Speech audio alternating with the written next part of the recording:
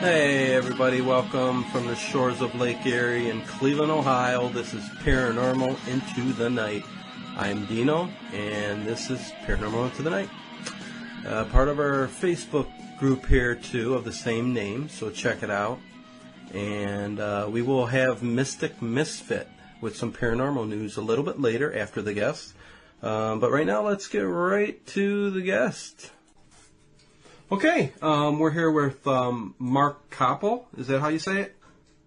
Americans would probably say Coppell, but I say Coppell, but no worries there. There you go. Marc Coppell sounds a lot better. But anyways, Haunted Man website and paranormal investigator. Is that right?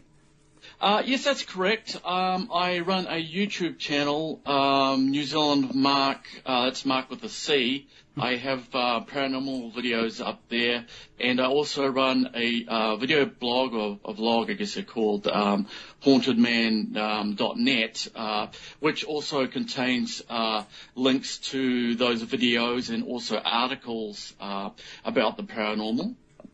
Right, and yeah, I came across that on one of the websites, and I'm glad I did. Skinwalker Ranch is like way up there with what I'm interested in. So that's kind of what caught my eye, but I did notice that you're pretty much into all aspects of the paranormal, right? UFOs, hauntings, stuff like that? Yes, very much into those subjects. I've personally had experiences with that kind of stuff, some very frightening experiences, some that you would probably find in a horror movie. I had my own poltergeist experience as a young teenager where we had to move out. Back in Auckland, New Zealand, there back in the early 1980s. Well, we're going to have to talk about that, definitely. And you're in New Zealand right now, or? Yes, in Auckland, New Zealand. Okay. Just been back here for about a year. I was in Las Vegas for close to 15 years. Wow, okay. Glad you're back home. It's great back here. It's summertime here, of course. Winter over there. I did really miss the beach lifestyle. I guess I'm a fish out of water, so to speak. I hear you. Cool. Well, yeah. Let's start off with what really got my interest here in Skinwalker Ranch, and you do have kind of some videos up on your YouTube channel. So, how about just you want to start talking about how you got into it, your investigation that you did there, and what your thought was. Yes, I somehow came across the subject of Skinwalker Ranch. I believe it must have been a old radio broadcast I had just come across, and it may have been through George Knapp. Of course, he was the only reporter that was actually permitted on the property. I don't think he saw any of the phenomenon, but anyway, I became very intrigued after hearing the story there, and I just started, researching as much information as I could on the subject matter, reading people's personal accounts. There's a really good resource on the ranch called skinwalkerranch.org. I don't know if I'm permitted to say that on your show, but I found it very useful. They had pictures, videos, some they had evidential pictures as well. Strange wolf, dog-like creatures with like kind of bushy tails and UFOs, portal kind of stuff. I was also very interested in the Ute people, of course. Fort Duchesne there is made up of mostly the Ute tribe. So I was very interested in their accounts, and because they had, the people there lived there a very long time before the white people came in, and it has a big history of strange occurrences. Right, and you got an interview with one of them on your YouTube channel, right?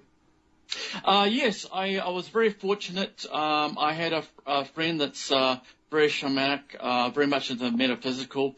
She knew that I was interested in the topic and that I was going up there. She actually introduced me to Larry Sesame, which is one of the spiritual men of the Ute tribe up there. He's very well respected. He's helped out a lot of people.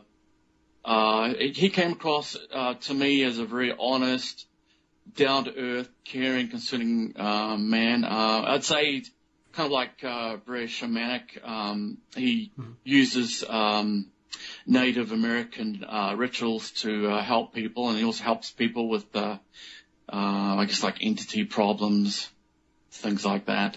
Okay. Wow. Very cool. So you what kind of investigation did you get to? Did you actually get to go on the ranch itself?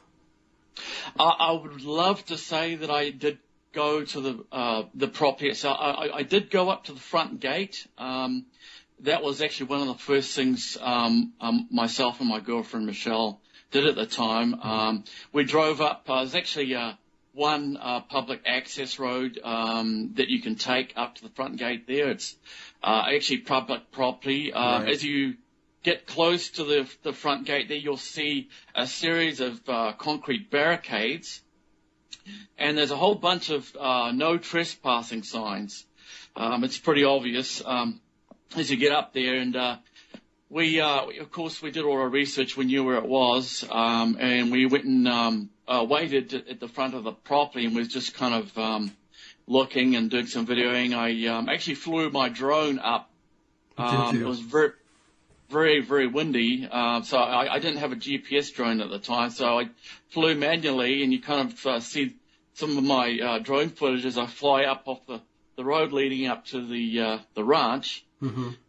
And they put security. I know they have active security there. They're always it's 24-hour guarded, and they watch through their cameras. But it's actually guarded a bit like Area 51. It's the Area 51 of the paranormal, so to speak. The guards is it government owned now, or is Bob Bigelow still in control of the property? My understanding is that Bob Bigelow still owns the property. He has people there that maintain the property and guard it to make sure that trespassers don't go on there. As I say, it's tempting to go on the property, but as far as I know, no outsiders are permitted on there. Of course, you would be prosecuted. However, I have known of accounts where people have actually kind of skirted around the property. There's a rocky ridge that goes around to the north of the property, which overlooks the ranch itself. Mm-hmm. And there's like caves up there. There's a graveyard, Indian graveyard, small graveyard over by there, and people have actually gone up there and had experiences. However, my understanding is if you do go up there, you are actually trespassing. But just to mention that the guards will actually intimidate you, even though you're on public land. They'll drive up, kind of like Area 51. They'll drive up and they'll look at you. And they thought, they'll try and steer us down, and we just kept looking back at them and filming, and I was shooting with my SLR cam with my zoom, and they actually sent 2 black guard dogs. Really? Running out onto the public property, out barking, and they were hoping that that would scare us off. Guard dogs? It didn't. Guard dogs or hounds of hell? They were just regular dogs. I know, I'm joking. Yeah, just regular dogs. Nothing, unusual about that. And they came running down the road barking at us. And then my understanding is that the guard used a silent whistle to call them back. Oh. My understanding from other researchers is those guard dogs are really friendly. It's actually the neighbors that are really got to watch out for. How funny, isn't that crazy? Yes. So while you were there, did you probably didn't have enough time to encounter anything unusual, any sightings of anything, even though you were on the outside of the property? At that point in the daytime, I can't say that I encountered anything strange. Of course, I was very focused on the technical aspect of my camera and flying my drone. Right. I did kind of sneak around the back of my car where they couldn't see. I had with me a Tibetan singing bowl, and I actually rang that. Of course, it has a very high pitch. Mm-hmm. I'm trained in the metaphysical. I'm used to working with spirits and that.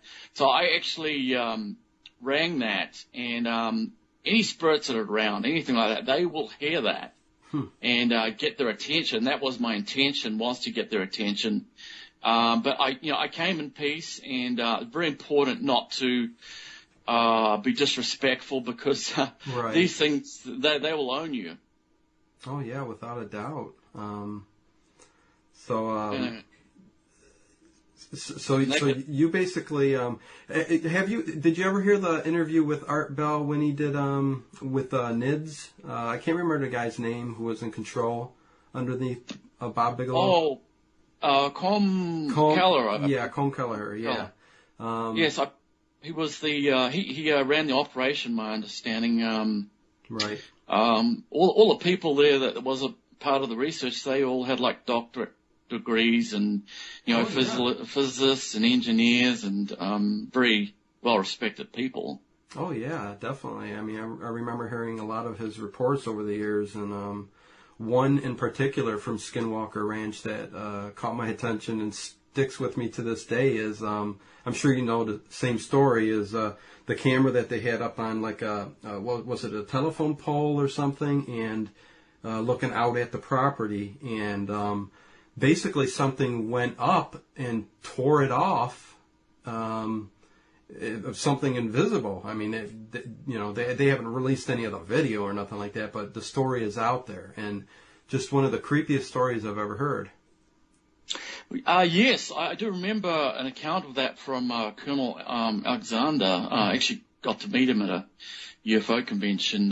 He had mentioned, what you say is this entity had gone up there very quickly and basically vandalized their video equipment. They had all this duct taping, like the wires that went up this pole. Mm-hmm. And the funny thing is, they actually had other a camera or cameras pointing in the direction right. of this other camera, and whatever this thing was smart enough, intelligent enough to go up there and just basically vandalize the equipment.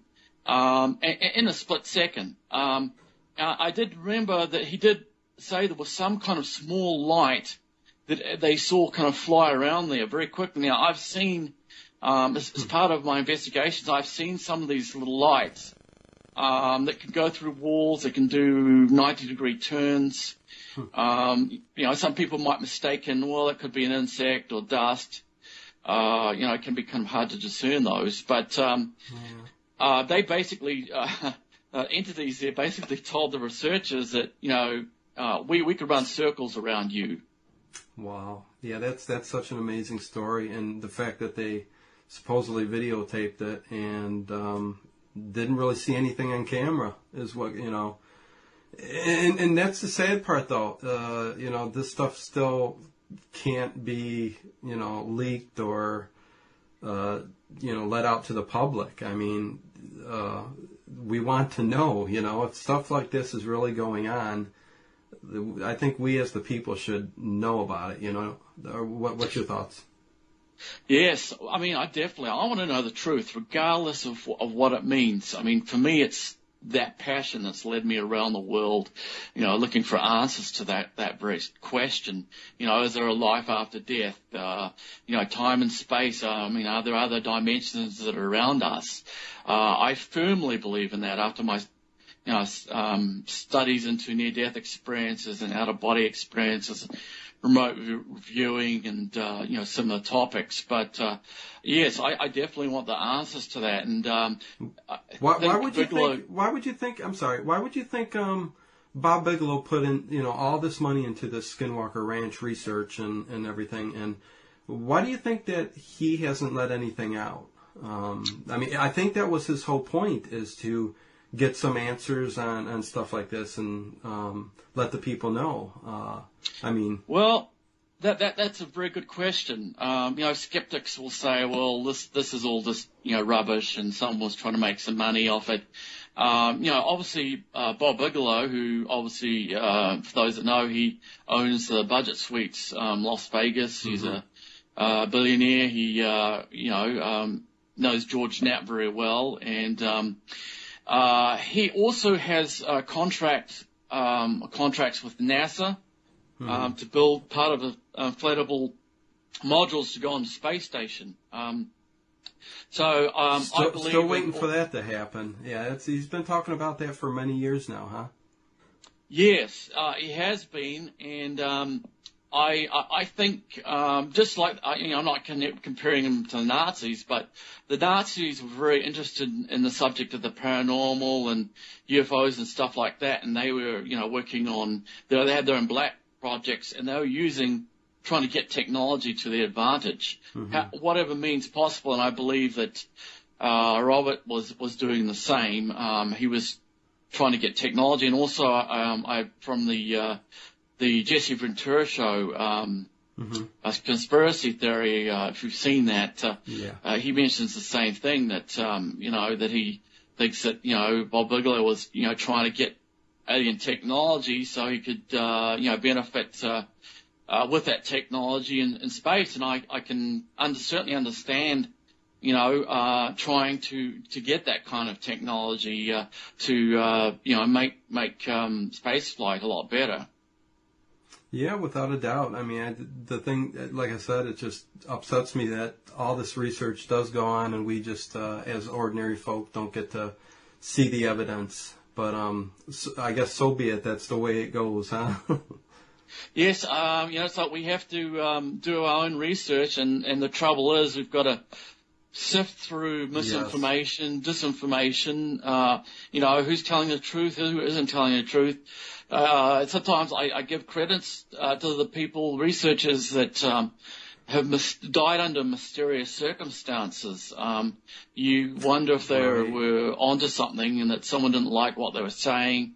And people that have had death threats made against them, you kind of wonder, well, there must be a reason that someone's trying to, shut them up, Yeah, many high-profile scientists and physicists and stuff have passed away with unusual circumstances over the past however many years.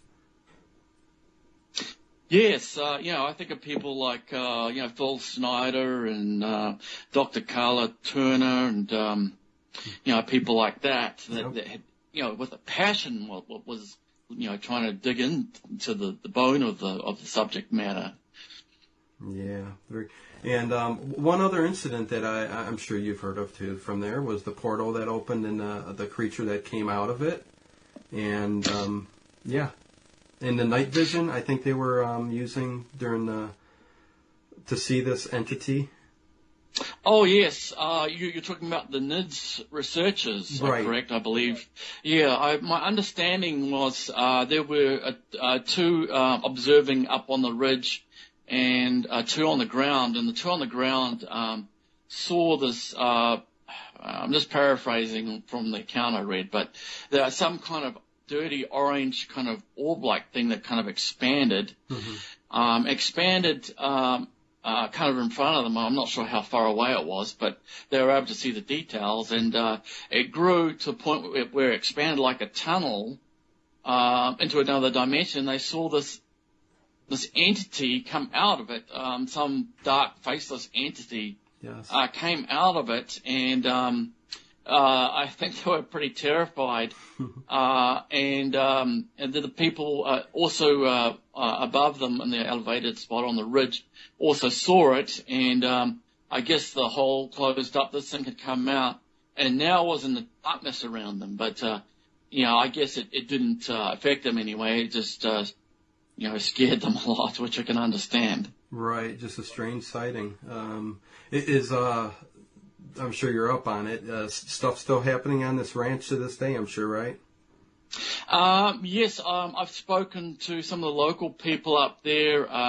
Stuff still occurs. I just recently spoke with a local researcher there, Ryan Burns. He's wrote different books on the subject, but he said that activity tends to happen around storms and full moons and new moons. So, anybody that wants to go and check it out.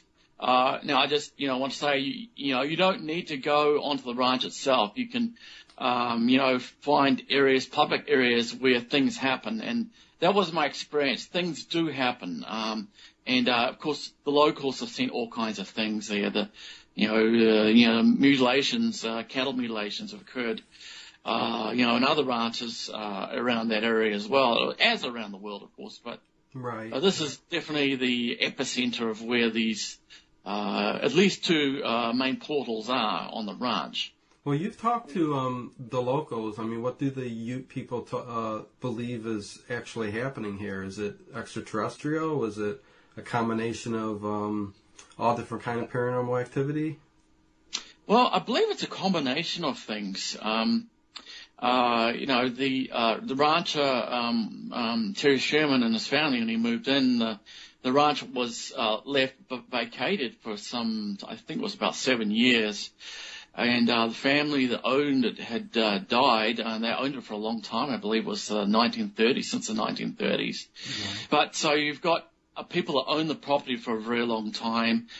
You can have spirits that will hang around previous owners.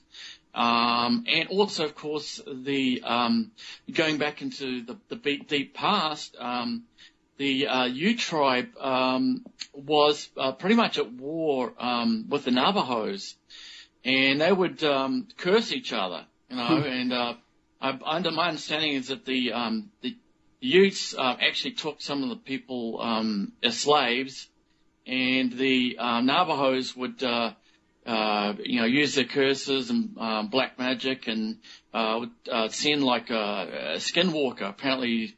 And it's something that they're very terrified of. I read of a recent account where a lady that said that people go to bed they go indoors like at 8 p.m. over there. They don't.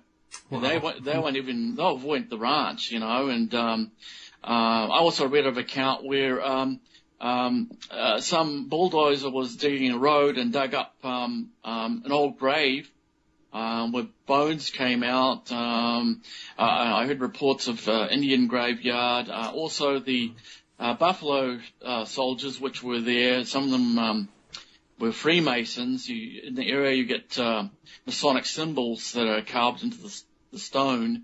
They probably used some rituals as well.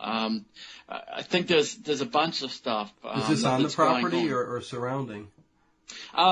Surrounding the property, but the actual property itself, the Utes do not like to go near.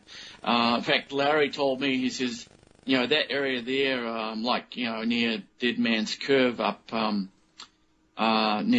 Bottle Hollow Reservoir, he said, you've got to tread lightly around there. You've got to be very careful and respectful of the various entities that are around there. Wow, that is very interesting. So they definitely know what's going on there. And the interesting thing is that they still, because the Ute tribe, they probably still, can reach out to the spirits like they've done in the past. They reach out to the spirits. I guess they have the rituals. I mean, I don't know, too much about what they do communicating with their loved ones. They're obviously, very spiritual people. I know, the scientific community just kind of smirks at such subjects because it's something that you can't stick in a test tube or a beaker. Right. Of course. I was, talking to Larry, and he told me that, some of the tribal members had fireballs follow their cars. He had experiences where, he had seen, unidentified flying objects, and in other parts of Utah as well as the Fort Duchesne area there. I would just like to make mention, Dino, that this area around here has been known as a big hotbed for UFO activity. Where you're at right now? In the Fort Duchesne area. Okay. Was an area that there's a man by the name of Junior Hicks or Joe Hicks, a very well known retired school teacher now. He and his school witnessed daytime UFO events. The whole school witnessed events dating back to the 50s, and he even reported he gathered some 400 plus accounts of witnessing all these UFOs in the area, and he said there was probably paraphrasing this, probably the highest amount of UFOs reported anywhere in the world there in the 60s and the 70s. They became so commonplace in that area. Wow, so these were daytime sightings too. Yes. And what kind of UFOs? I mean, is it your typical flying saucer, silver disc, or? Well, I think there was a variety of things. I remember reports of like cigar-shaped craft, saucers, strange lights in the sky.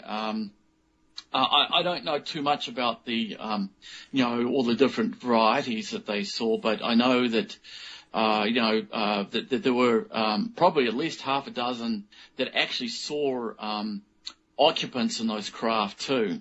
Wow. Okay. So, and this is something that you get into yourself in some of your research and all that, is the UFO sightings and stuff. Yes, it was something that I've always been interested in as a kid, but I really got forced into it. As I mentioned, I've done quite a few paranormal investigations. I belong to groups. Gone to MUFON and belonged to UFO Hunters, Vegas UFO Hunters. We'd go out quite a bit, but I actually was prospecting one time. I wasn't doing any kind of paranormal investigation. I was just going out to prospect for gold, and I was out in the Nelson, Nevada area. I'd actually done some paranormal investigations out in this area before. It had actually been a very violent area in the past, in some of those gold mining towns in the west. Had been a lot of murders. But anyway, there's a lot of spirit activity in some of those mines there. One man nearly got killed, actually captured on video in one of my videos there. But I actually was out prospecting, and I was driving out to this area in my car. I got the sudden impression to pull over. And I've had a lot of impressions in the past. They'll just come to me. I saw a man die as a kid once, and you've got to go with those impressions. They can have serious consequences. But anyway, I pulled over very quickly out in the desert. I actually nearly had an accident, and I thought, well, okay, I get this feeling good to go out to this area, and I had my backpack on. I had my metal detector, my bucket, and a spade, and I was wandering into this volcanic area, and I was climbing up and down these steep, rocky, volcanic rocks, are very sharp and brittle. You had to be very focused because it's kind of dangerous climbing up and down. And I was just climbing up and down these ravines west of Nelson.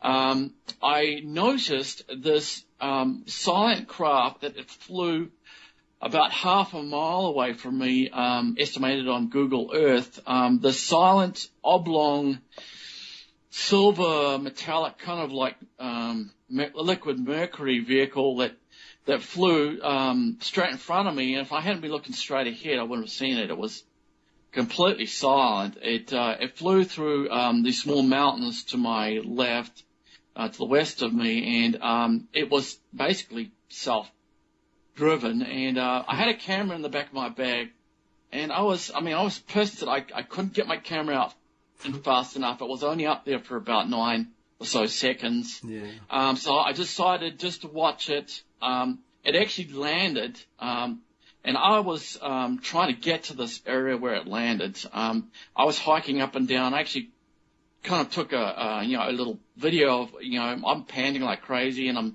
I'm swearing. It actually kind of, affected me in a psychological way. I'd seen a lot of spirits, but I'd never seen a UFO close like that before in broad daylight. I saw a plane, a helicopter later fly over, and I heard their engines very clearly. I fly drones. It wasn't a drone, and it wasn't aerodynamic, and it was nothing that I could identify. I worked on near space projects as well, Black Sky Project, so I'm familiar with high altitude projects as well, high altitude balloons, solar balloons. But anyway, I got to what I thought was the area. I couldn't find what it was. Now, this thing was kind of like an X-Files episode.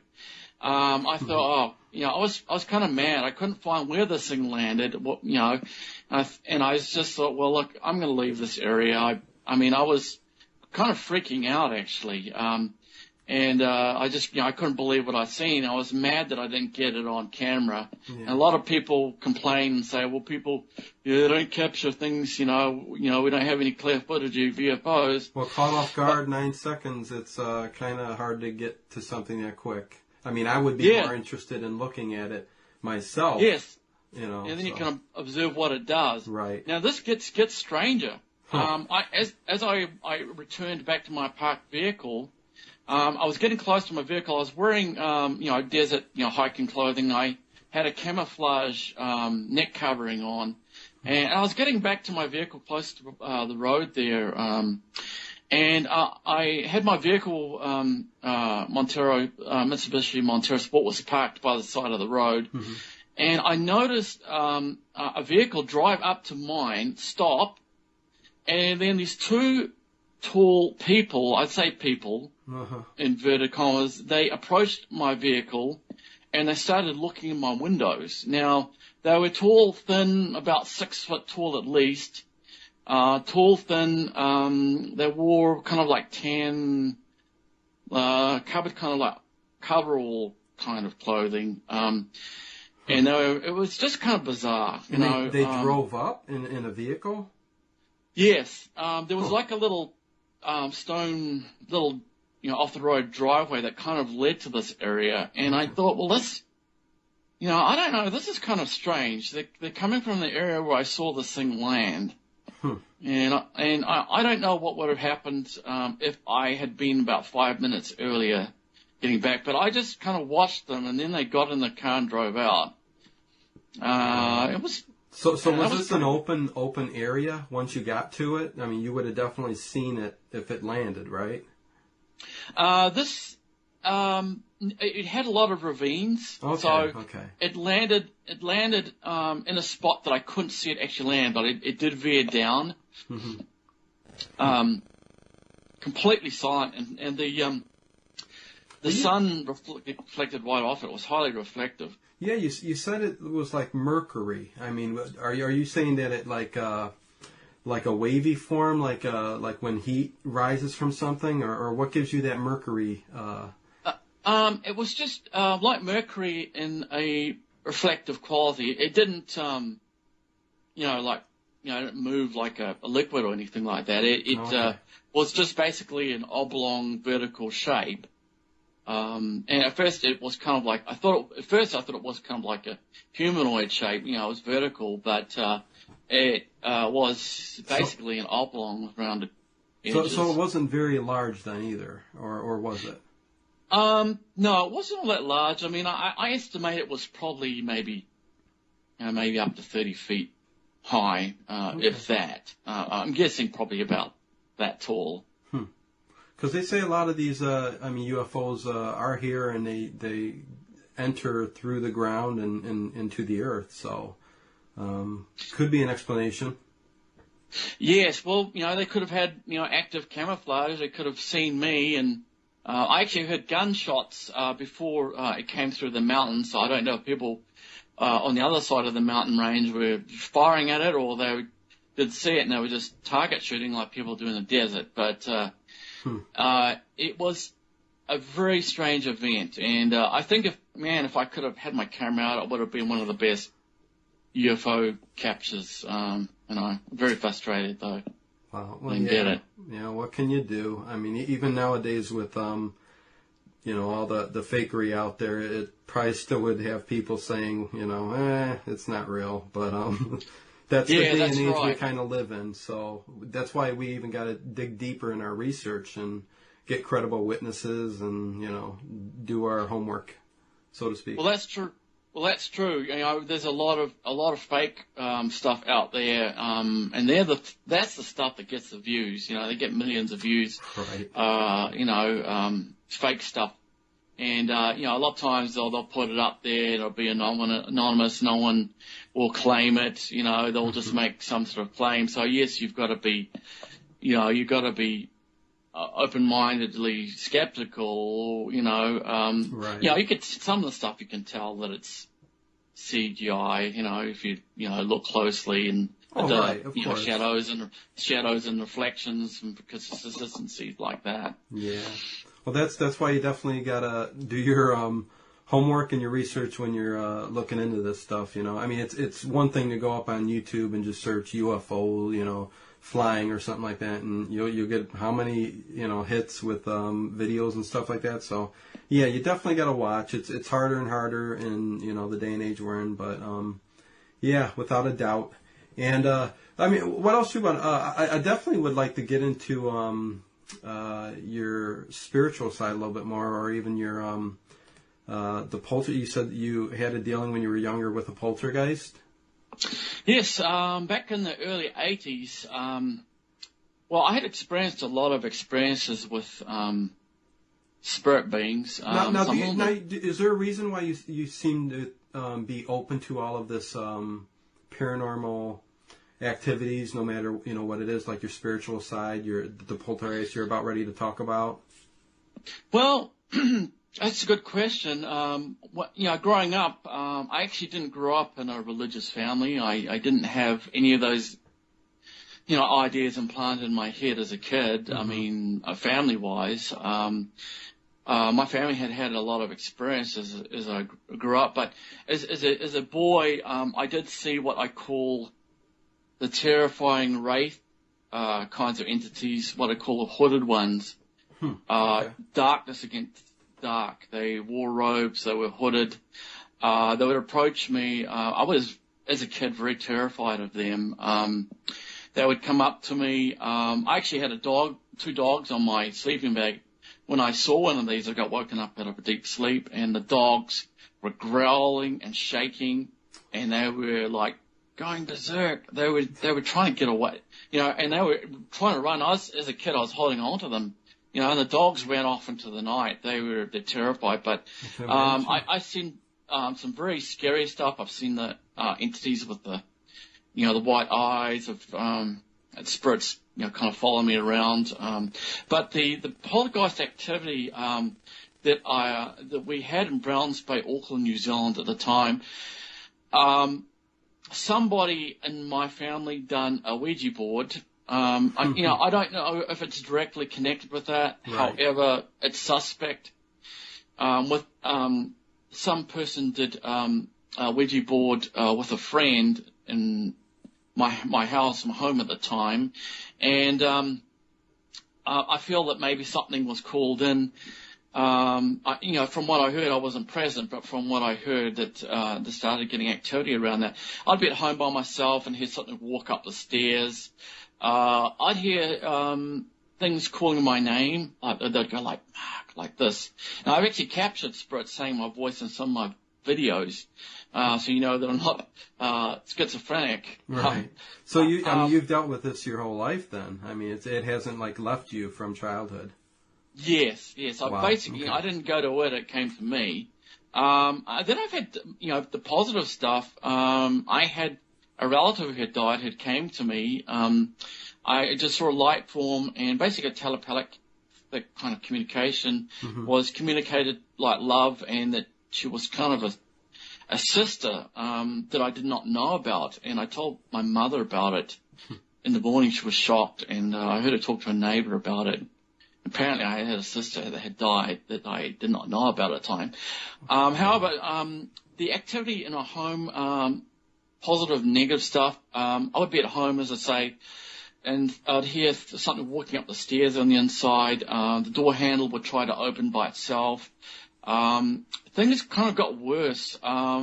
We had one of the neighbors came over for dinner and was just eating, and she froze and just stored right at the window, as if she saw something. And she said, "Marilyn," my mother's name, "you won't believe what I've just seen." And, you know, she didn't know about the activity going on in the house at the time. Right. But there was this white apparition that was staring at her through the window from the outside.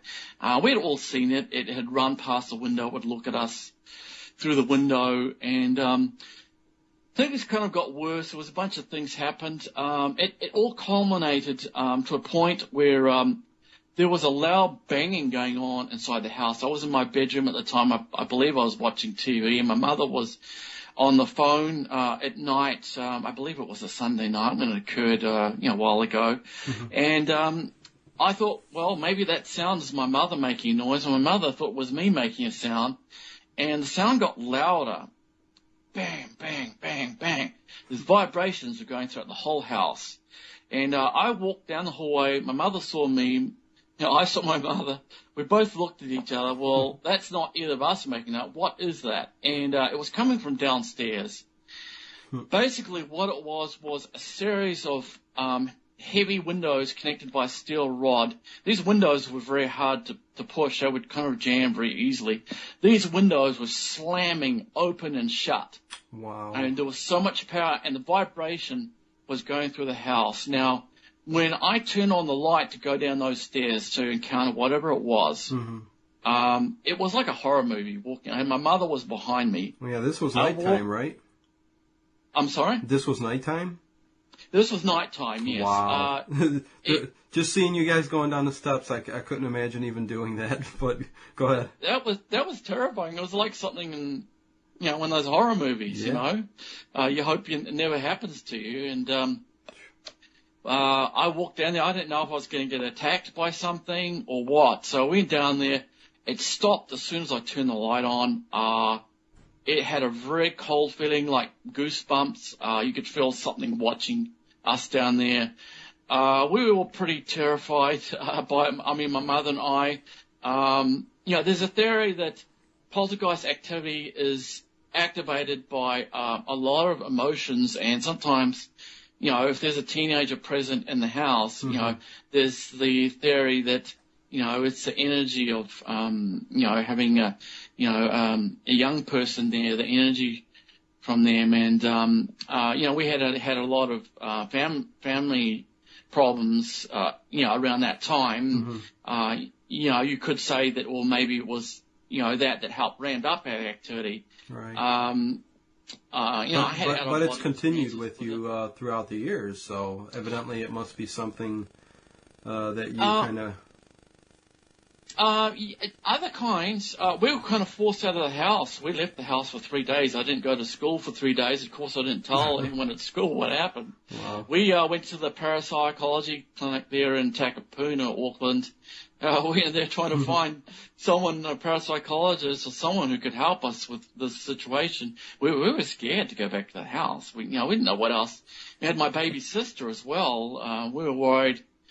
We heard my mother heard an entity say Baba, by the cot, the crib late at night, as well. So for 3 days, we went to different kinds of people trying to get help to deal with, whatever energy was going on there. And, the energy did quickly subside. However, I did have all kinds of other things actually worse than that, if you can believe that, down the road. Wow. Okay. Well, you tell me about them. Yeah. Well, I'd have to say that, I've dealt with a lot of, entities in the past. Some, I'm fairly sensitive to that kind of stuff. Sometimes I'll feel the spirits around. They'll give me an impression of who they are. Sometimes they can show you, their life through their eyes. Once there was a Russian spirit that came to me, and he actually showed me what Russia was like through his eyes when he was alive. I saw Russian writing in the newspaper and snow. Huh. There was a positive entities, and there were some. There was, as we talked about Skinwalker Ranch, there's portals with seems like physical stuff comes through. I lived in areas that had other portals, not as crazy as Skinwalker Ranch, but a lot of spirit entities would come through. If they know you can sense them, they'll be on to you. I mean, they'll be attracted to you. Yeah. They'll be trying to communicate with you. So you have to learn about self-defense. It's very important. I noticed paranormal groups are very science-based. Yeah. Oh, go ahead. Well, no, I was just getting back to you said you saw through like somebody's eye, like a Russian, and what do you think that was? I mean, that you wouldn't consider that possession, would you? I mean, no, because that's definitely something you would have to be, very careful about, But yeah, well, but what's your take on that? I mean, seeing through the eyes of a spirit like that. Well, I'd actually seen him on a number of occasions. I actually saw him with my own eyes, and I pointed at him, and he was kind of scared when he was shocked that I saw him, and he disappeared immediately.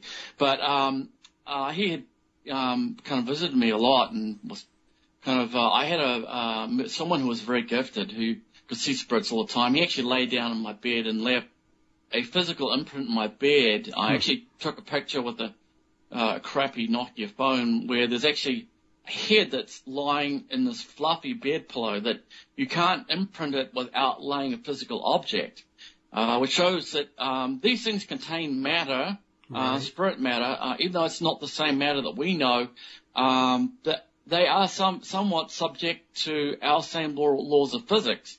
As you know, the Earth is spinning all the time and rotating around the sun.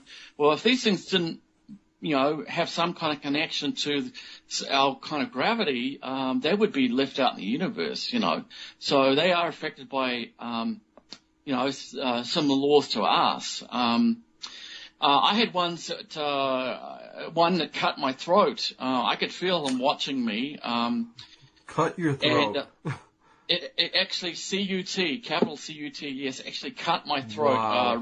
razor sharp. I actually had my little kids at the time. I was more worried about them, and basically it's just I can't justify what I saw. I can't prove what I saw, but it did leave blood on my pillow. I had to work to kind of clear my space to tell this entity to go.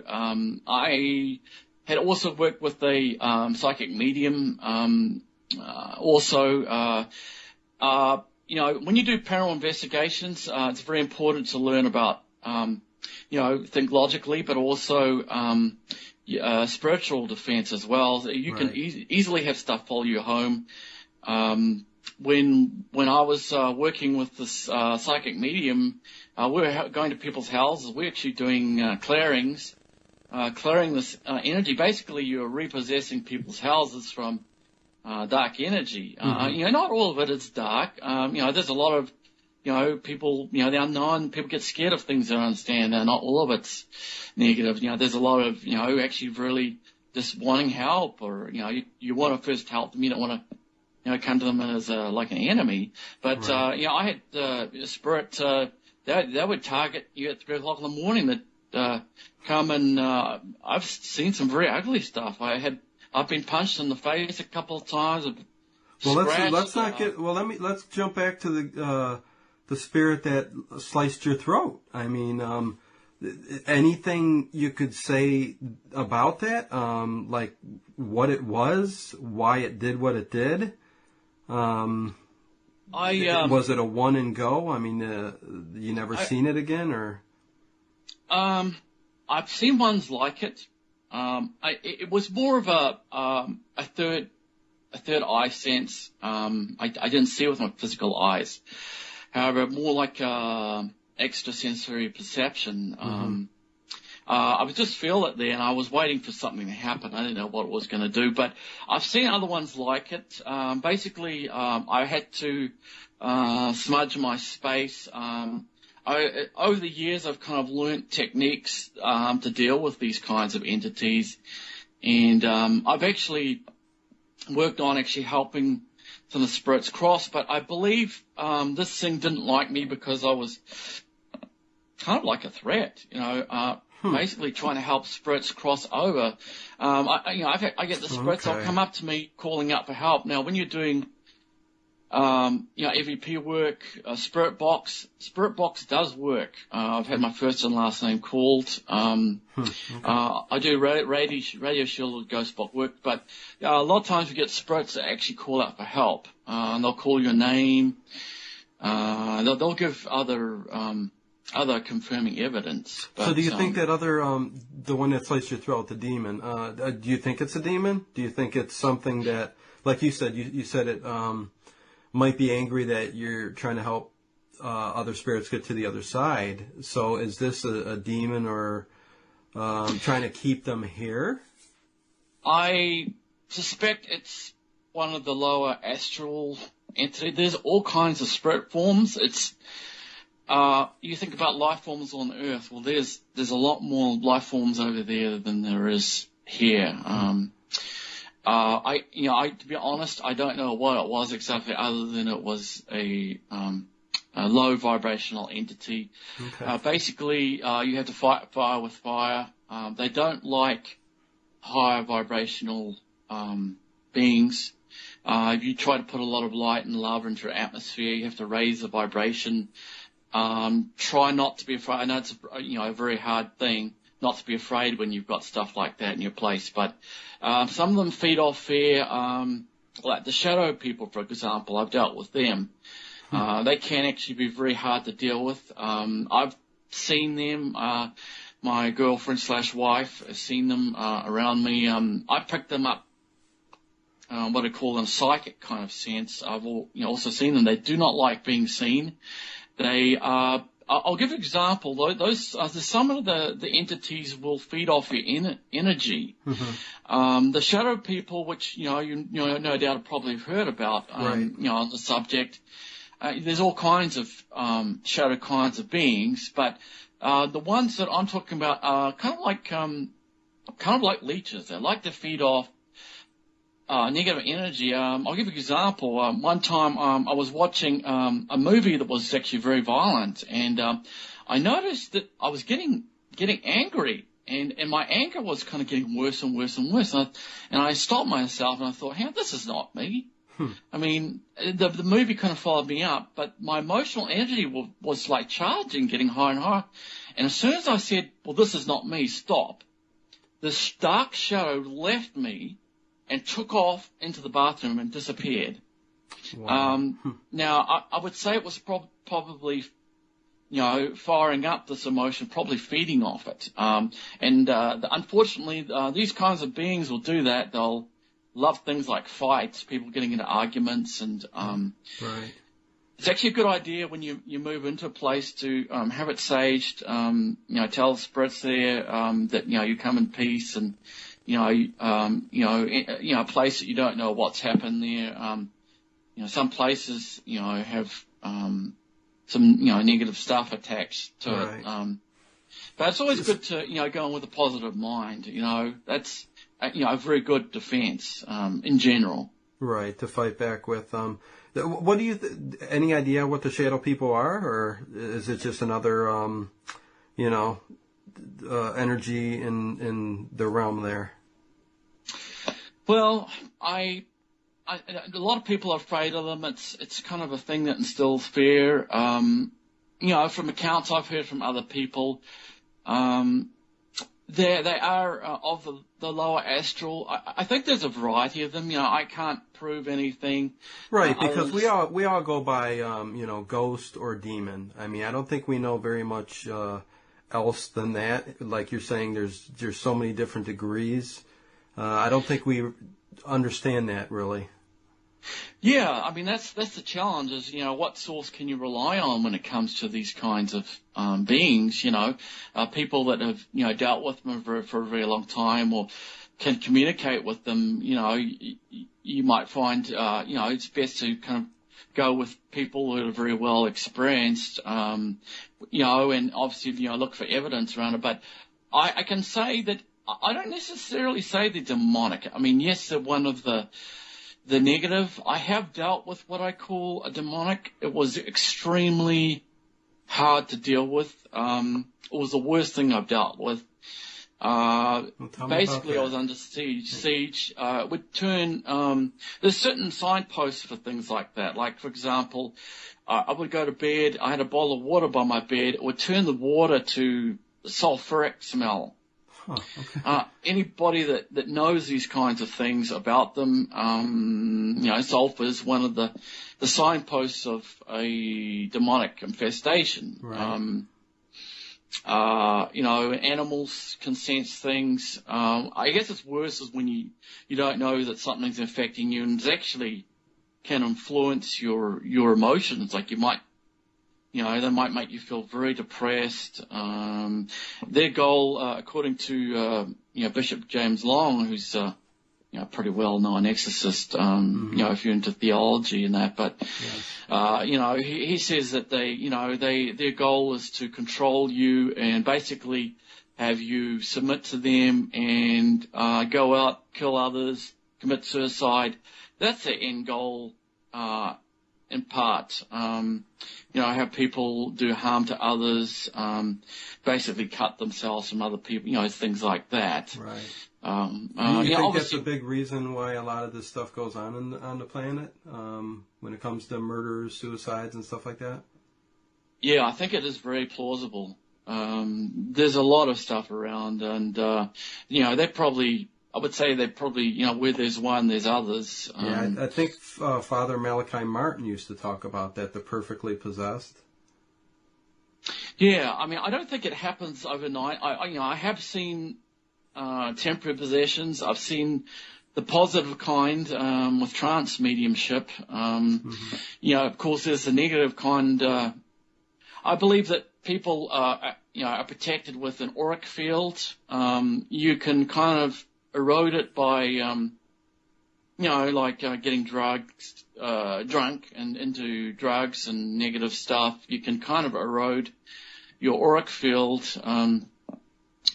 People will do strange things. You know, you could say, well, you know, was someone on drugs or were they intoxicated at the time? You know, there's a negative kind. You know, they might just get temporarily influenced. I know this psychic medium that does a lot of readings in Las Vegas, and she had not gone on a lot of paranormal adventures. We went out with her to a place called Pioche, and we had some spirits that followed us from a graveyard. She said, oh, we need to leave here. Went back to the hotel. All of a sudden, these spirits seize her control of her, and all of a sudden she loses her energy, her personality changed. She can't stand up. There's, you know, close to a dozen of us. Most of the group didn't know what to do. We were kind of scared, and her personality changed. Three of us kind of we took her to a tree. We kind of grounded her energy, and we spoke to these entities, and they said, we're not leaving here. No, we're staying. Basically, myself and two others had to talk to these entities and say, no, you can't stay in her. You have to leave her. You know, people could say, well, it's a psychological thing, but it's very important. When you're doing this kind of stuff, stuff can follow you. I mean, that's the potential, when you're doing this kind of stuff. It's not, child's play. I mean, this stuff is real. Oh yeah. You open yourself to, this kind of thing. It opens the door to a lot of, just like the Ouija board. You can open up a portal or anything like that just to bring the spirits in, or the paranormal just come along with you. Yes, yeah. Anytime you're dealing with, other dimensions, like you go to a place like Skinwalker Ranch, that's the risk. Some of those entities, will stay in a place, and some of them can follow you from investigation. There's techniques you can do to basically tell them not to follow you, but strange things will start happening. when that happens, it can affect you in a lot of ways. But, obviously when you get into this kind of stuff, that's something you want to research. And, I know there's different groups, some are very kind of scientific based. They don't want anything to do with the metaphysical. Some, on the other end of the spectrum, and some are in between. Some think, well, anything metaphysical, anything that I can't see, well, that's just a load of rubbish, and anything, I only believe what I can see on camera. Right. But, you're dealing with something that's from another dimension. And, whether you can see it on camera, these things exist. The scientists, there at Skinwalker Ranch, they got to see some of this stuff. These hardcore scientists, and they put their reputations on the line. These people that were studying this phenomena. Yeah, I mean that lends credence to what like you said, skeptics are going to be skeptics, but when you get such high-profile people out there doing this kind of work, it does lend credence to the facts, Well, I think it definitely helps. I mean, I remember someone talking to me about it, saying that, oh yeah, the Skinwalker Ranch ordeal. They're saying that it was a tin pot put together show. Well, it wasn't perfect by any means, but, Robert Bigelow, he did have, some of the best people, Edgar Mitchell and, Frank, Valet, Jacques Valet, that's his name, and others, and there was, others that, engineers and physicists, that, veterinarians that, are hardcore scientists that go and, investigate these, cannibal emulations, and, they try to, go investigate, but this, it wasn't something like, you could control, these life forms were, they were ahead of the researchers in everything they did. They even, poor Terry Sherman, they would teleport things like bulls. I mean, full-size bulls. They would basically teleport them to somewhere else. Basically, something that can move thousands of pounds to somewhere else could easily take a person and move them as well. That would have the power. I mean, would they harm a person? Mm-hmm. I don't know. Would they harm, under what circumstances? I mean, the rancher's dogs, 3 of them got killed, by this, blue orb kind of thing that was about the size of a baseball, mm-hmm. with intermingling fluids that would fly around the cattle. He actually, one night saw, this orb kind of thing flying around the cattle there, and he sent his dogs off after it, and they snapped and tried to get it and would dodge out of the way, mm-hmm. and this thing went out of view. The dogs went off after it out of view. Well, then he hears these 3 piercing yelps from his dogs, and then utter silence. And the dogs, they didn't come back when he called them, and when he went the following day to check out, see if he could find them, all he found was these 3 dried up pieces of grass with this tarry, greasy, blackish substance in the middle. He surmised that those were the remains of his dogs. Wow. It's unbelievable. Have people gone missing in Skinwalker Ranch? I'm not sure if I remember any details on that. Well, not that I know of. Okay. As I say, not that I know of. They have been a bunch of accidents where a lot of people have died nearby, near Bottle Hollow Reserve there. Larry Sesbridge was telling me about Dead Man's Curve. He said he knew of at least 20 people had died. We don't know if, obviously a very dangerous place. In winter times, icy, very dangerous place, but, was there other things that they saw that distracted them?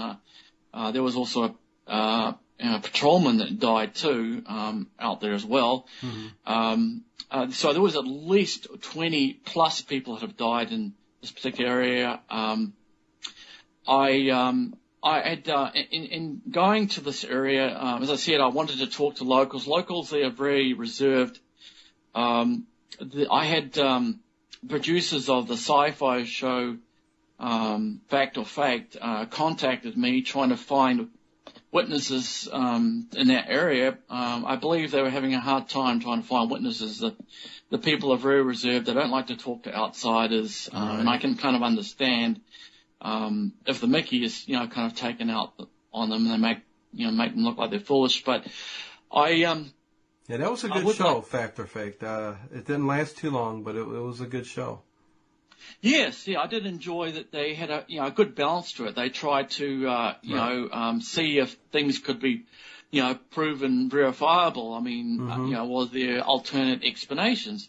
A lot of the negative flack that we get with the paranormal is that people, I can understand people want to believe that there's an afterlife and something better, more than just death, but is there foul play? I mean, we know with the spiritualist movement, there was a lot of shenanigans and fakery that went on, and they would fool, people that wanted to believe their loved one was there, and that people call it smoke and mirrors. That people would fake the fairy photos and that. Right. Last century, when photography was coming about, people would fake pictures, and pretend it was forever.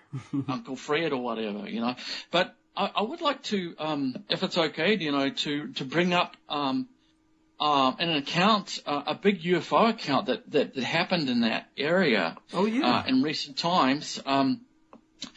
There was a man by the name of Corey Sirwap. This is back on February 12th of 2012. Was winter. There was snowy-covered ground.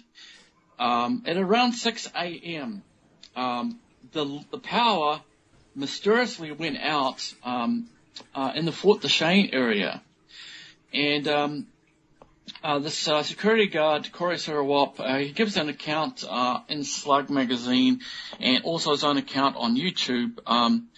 He reported seeing the lights had gone out locally, and he was in there at this rehab clinic there, and he see these red and blue lights flashing. He thought, wow, maybe someone had an accident, and the police were going to investigate, and it maybe had something to do with the power going out. And he and somebody else went outside, and what they saw shocked them. They saw at about 30 feet above them this craft that was saucer-like, with red and blue flashing lights that were kind of soft at first. He said they weren't flashing in sequence. There was no set pattern to them. It was right above them. And lit up the whole area there. He said it was about the size of a small plane. And he was terrified, they didn't know kind of what to do. And this is in what area again? This is in Fort Duchesne, Utah. This is very close to the Skinwalker Ranch. Okay. And this is, kind of a recent event. He said that he watched for a little while, and he got actually terrified for his life that he might actually get abducted. He, as I say, watched it for a little while, and I believe it moved kind of south slowly, and it turned green, and it had lit up all the area on it. There's different accounts. Like I read one that said that the craft had turned red. Then I read another that said online it had turned green. So I'm not sure, if it, was in process, but it turned green and flashed like a flash bulb and completely disappeared, disappeared. And, skeptics, some of the skeptics, rightly so, people say, well, maybe, it was a transformer, there's other examples where transformers is blown, there's, flashing lights, around these transformers, blue lights. That people could mistaken. However, a craft had been seen. Now, the reason why I give this account more of a serious idea is thought is I actually talked to another witness to this event. There are actually dozens of people have witnessed this, and not many people wanted to talk about it. Larry had put me onto somebody else that spoke to us in confidence about this sighting on that particular morning there in February.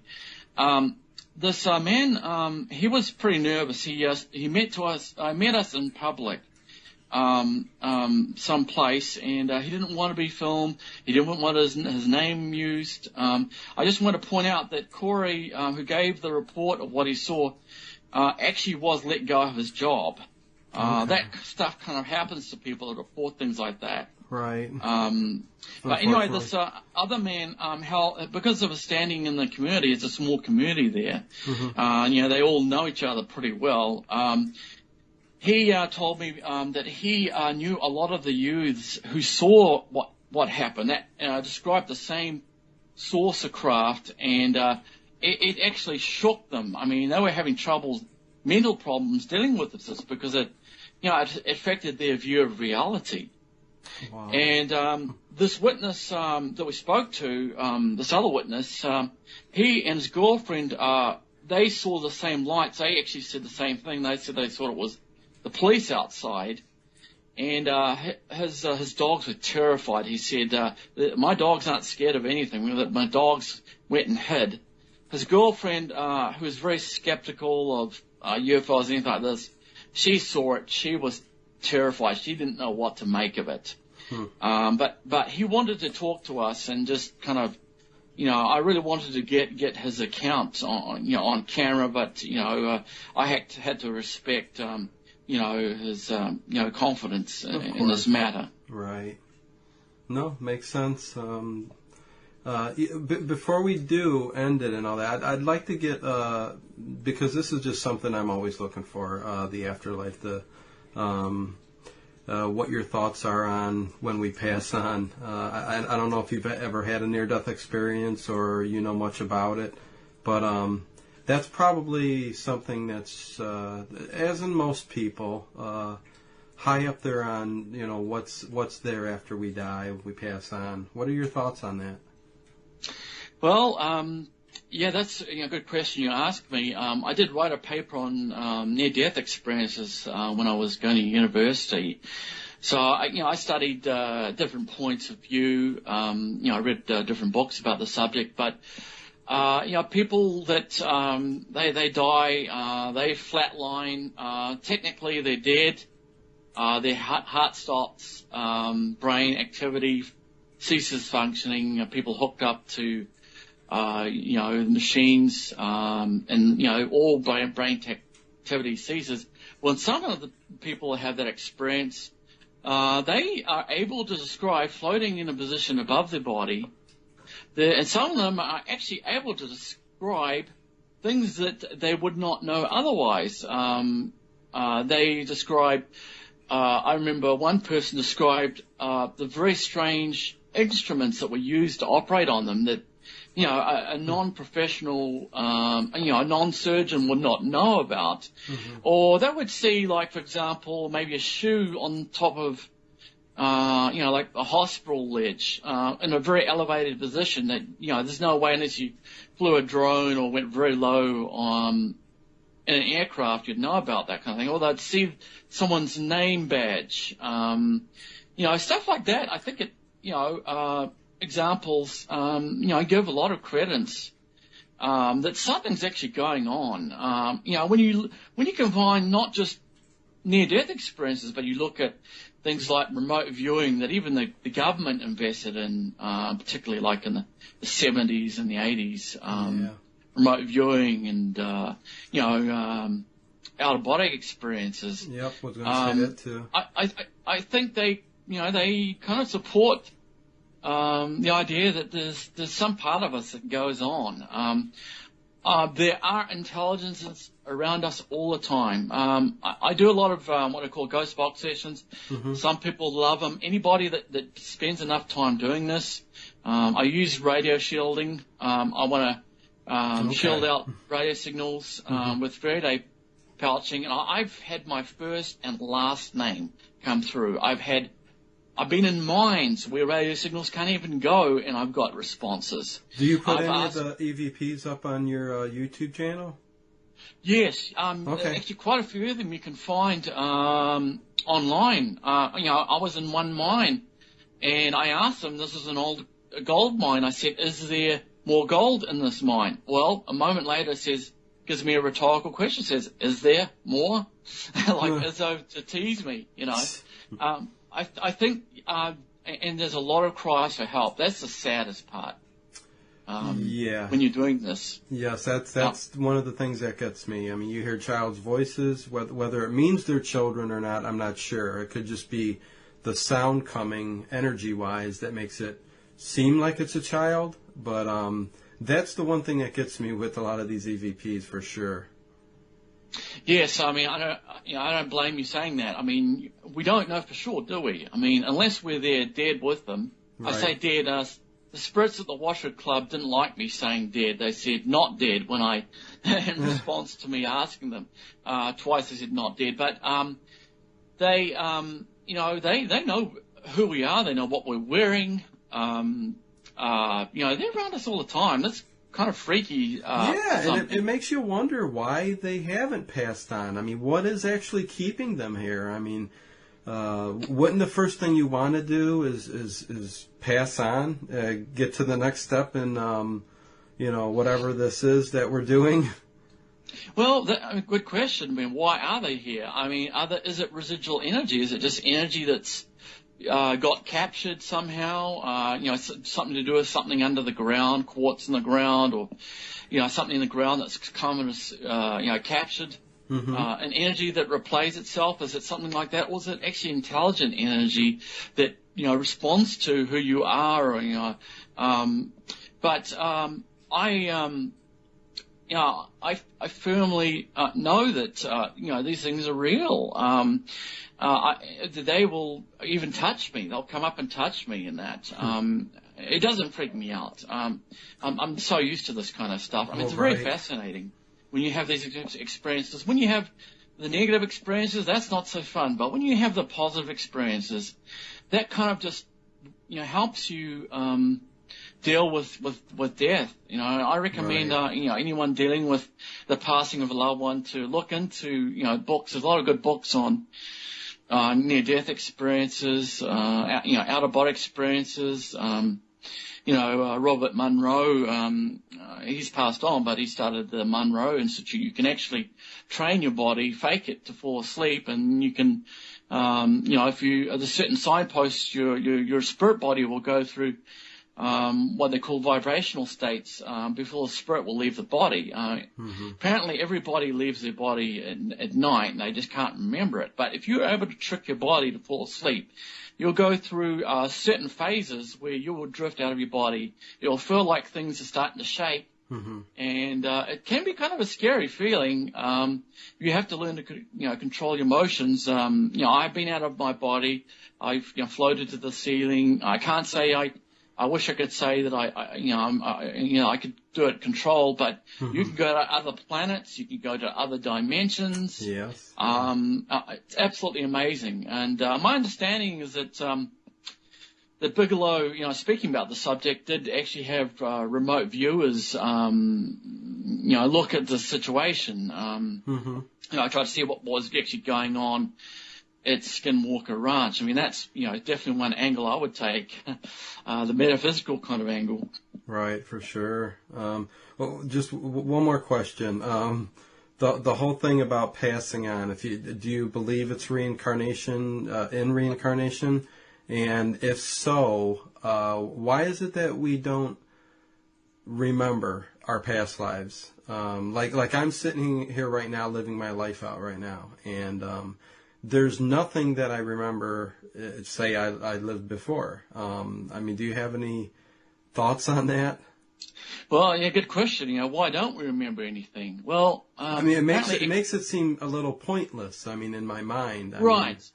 Right, exactly. I've heard that life's, a school. I ask myself the same question. Logically, I ask, well, there's more people today that live today than have ever lived in the past. So how can we all be reincarnating and coming back? There's a lot more people today than lived, 1,000 years ago.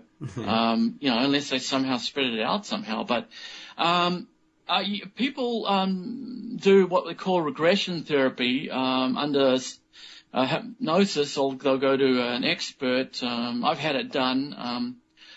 I'm not sure what to think about it. I know that from personal experience that you can tap into somebody else's experience and think it was your own.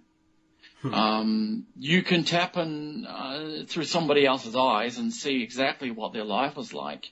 I mean, I can understand how people would mistake in that. I'm open to it as being a possibility, but I would really like to know, and life can be very hard, and to me, it can be a kind of hell, Yeah, it is for a lot of people on this planet, which is, life is strange. That's I'll leave it at that, huh? Life is very, very strange. So true. But I think it's important to have an open mind, and definitely. to life. Yeah, I mean, I haven't experienced a whole lot. I've experienced a little bit. You could say I'm skeptical, but I'm also very open-minded and trying to look for answers, which is why I'm, been drawn to the paranormal. So, I'm one of those people who haven't had a lot of experiences, but I'm in search of. So. Yeah, no, that's very admirable. I mean, we all have to pass on. Right. I think it would be nice to have some positive information that there's something good to all of this craziness. Yes. I don't know if you've ever gone out on any paranormal investigations, but I advise that if you could to go out and. The funny thing is, I could say I've been out as part of a team. I had a lot more experiences on my own than I ever did as in a team situation, as far as seeing things and experiencing things. But you can have your own experiences that way. It depends to what extent. Of course, you can read about these things, but I myself, I prefer to go to this place where this such and such happened. Exactly. I want to experience it myself. There's nothing like experiencing something for yourself. People could say, they hallucinated this. Well, I've seen entities with other people. I mean, from like 8-9 feet away. Right. Yeah. I mean, experiencing it yourself is a whole nother thing. I mean, without a doubt. Well, hey, you want to plug your sites? I mean, I am going to leave anybody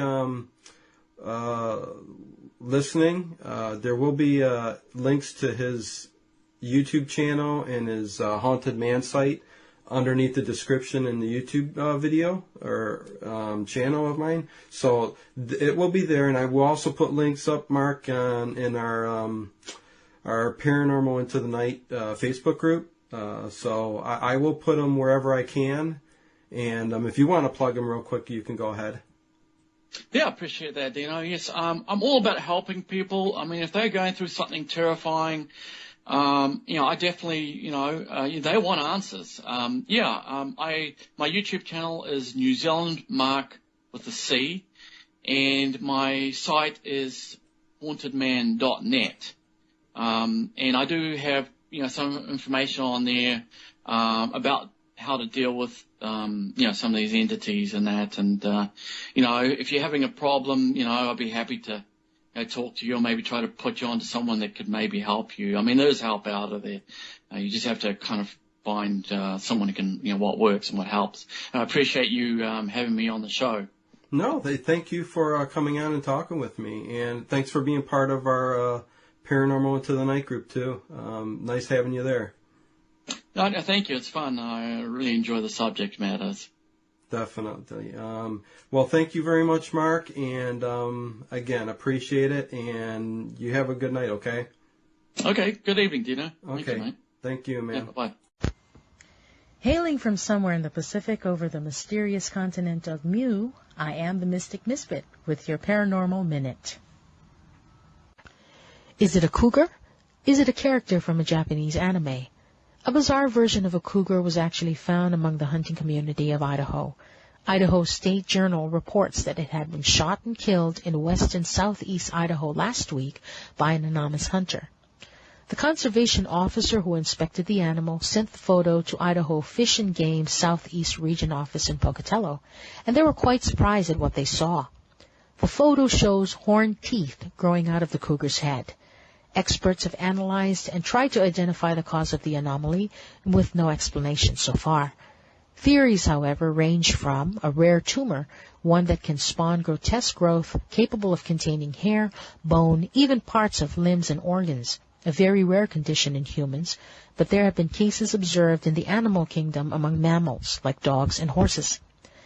Could also be the remains of a conjoint twin that possibly died in the womb and was absorbed by the stronger of the two. Might even be part of the cougar's jaw. Right, growing out of its head? I think not.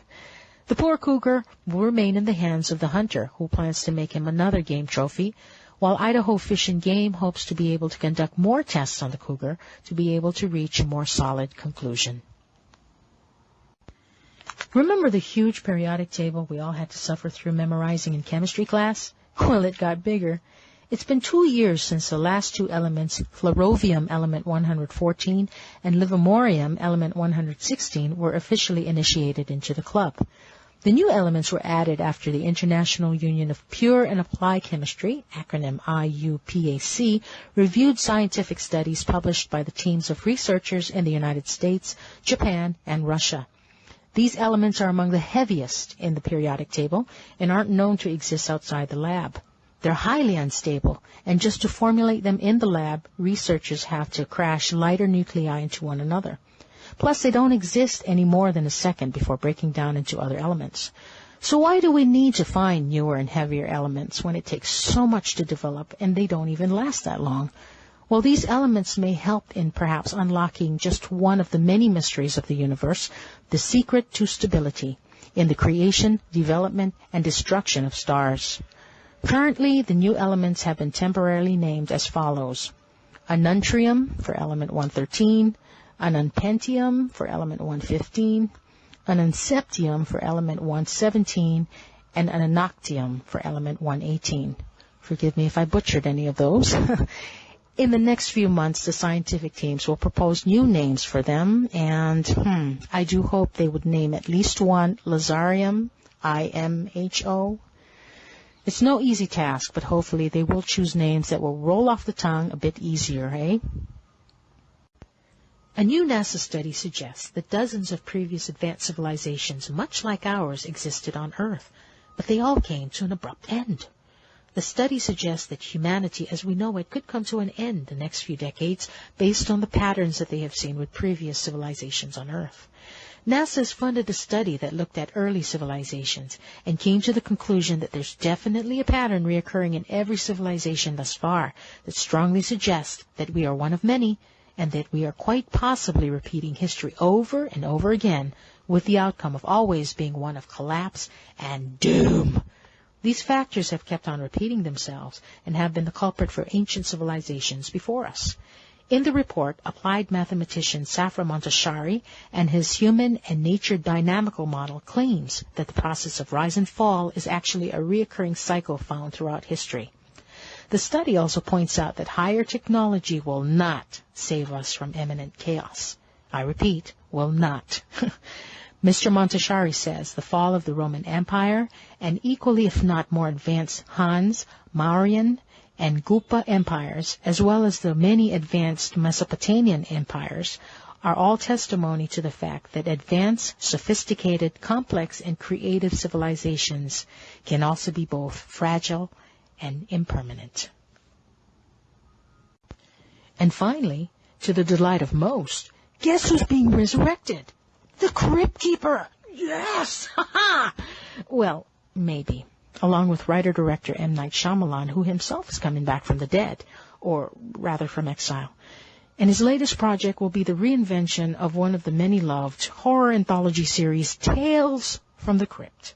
The new Crypt will take its stories from the original 1950s EC comic series, which served as the inspiration for the HBO show of the same name.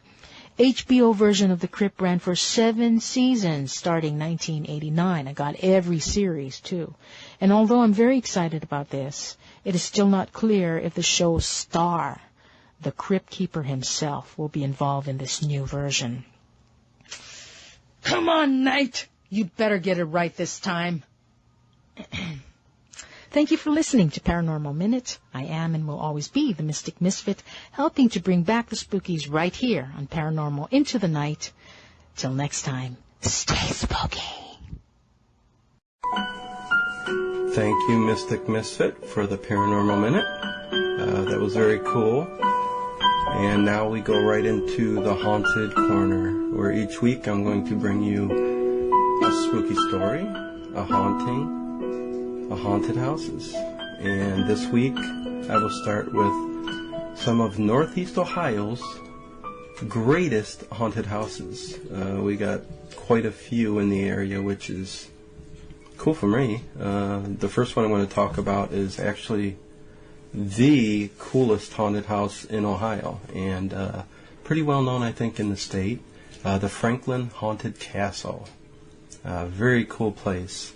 Construction started on Ohio City's Gothic sandstone castle in 1864, built by wealthy German grocer turned banker Hans Tiedemann.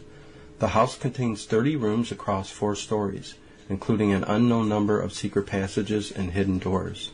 This was also known to have an underground tunnel, part of the Underground Railroad, which led from the house to the shores of Lake Erie, which is only about 1,000 feet away from the house itself, where the slaves would be able to get on the boat and make it up to Canada. So very good history there with that. The Tiedemans lost their first child, Emma, soon after the house was finished. In the 3 years that followed Emma's death, the small family buried 4 more family members, and Hans' wife, Louise, sunk into a deep depression. During that time, she insisted on adding gargoyles, spires, and sharp angles to the home, reminiscent of a dark Bavarian castle. It is believed to be the most haunted home in Ohio. The Franklin Castle has changed hands more than a dozen times since the late 19th century. Allegedly, it belonged to Nazi spies in the early 20th century, and reports of unaccounted for noises and movements, hidden bodies, and child-shaped apparitions have plagued nearly every owner.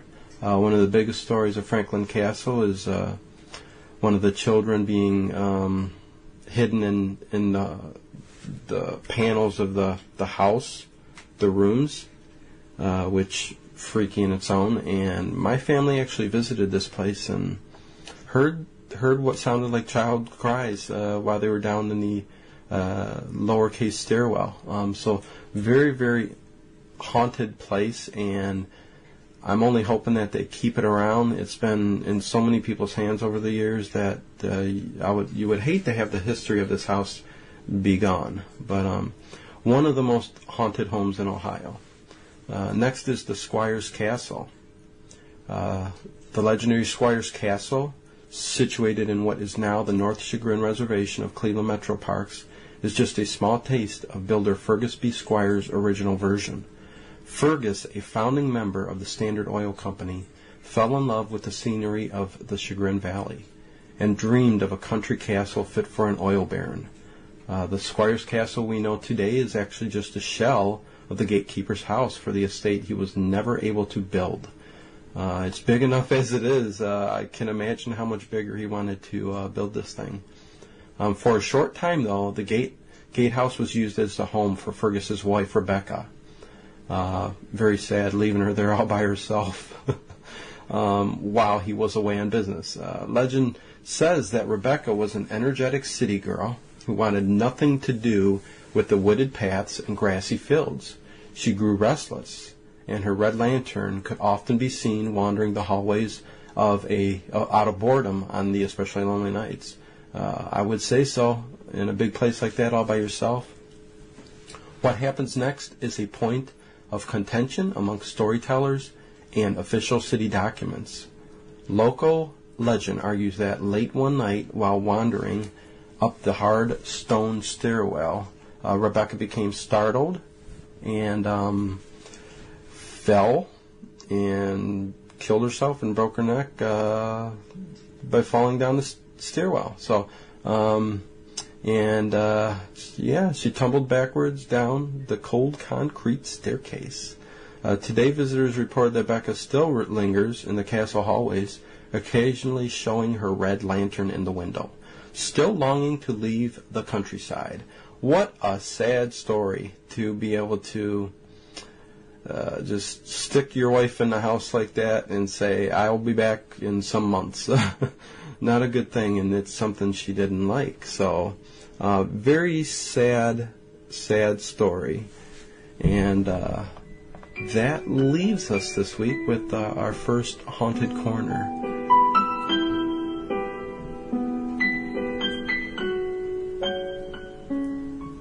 And that's going to end the show. I hope you enjoyed the little segments that we put in here.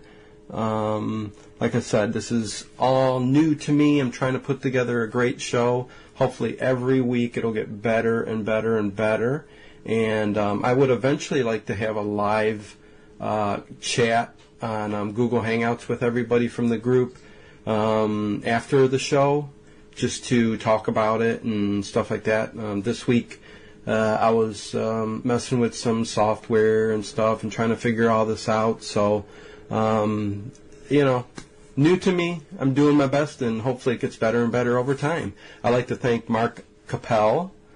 He had Skinwalker Ranch. He had some great stories to tell. Seemed to be entrenched in the paranormal. So that is just very, very cool, and I appreciate him coming on talking to me. And I guess that'll do it. Make sure you like Paranormal Into the Night Facebook page. This is where I will list all the shows, and subscribe to the YouTube channel of the same name, Paranormal Into the Night.